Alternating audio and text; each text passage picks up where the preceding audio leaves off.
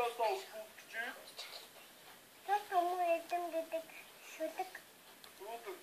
Шүлгэн дуртай шүү. Гоё үгүй. Золоо.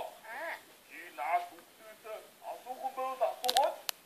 Мишэлээ танаа ингэж хоёр мишэлээ төглөө. Тий. Нэг нь Б мишэл, Э мишэл гэж төглөө. Тий. Тэгвэл чи мишэлтэй найзалдаг уу? Найзалдаг. Хоёр юу хийж найз? Юу хийж тоглодог вэ? Хоол хийж. Хоол хийж үү? Цэцэрлэг дээрээ юу? Жинхнээсээ юу? Чи чаддаг юм уу? Яснаар мундаг юм бэ? Би хоол хийж чадахгүй дандаа ойлжгээ юм хоол. Иддэг штеп. Тэр мундаг ба чиний хамгийн сайн найз юм бэ? Мишэл.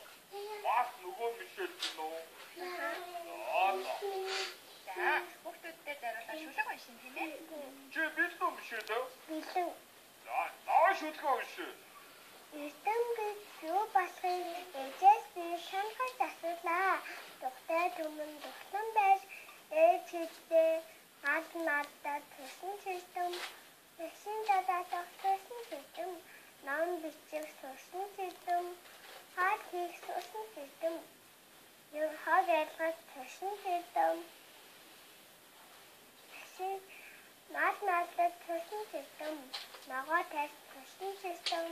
Тэр бүхний сурах хэсгийг шигээр зэрэг хоёр бүлээ. Хайр татвар үнэн хаваагийн эднээс татсан гинэ. Ястаа мундаг.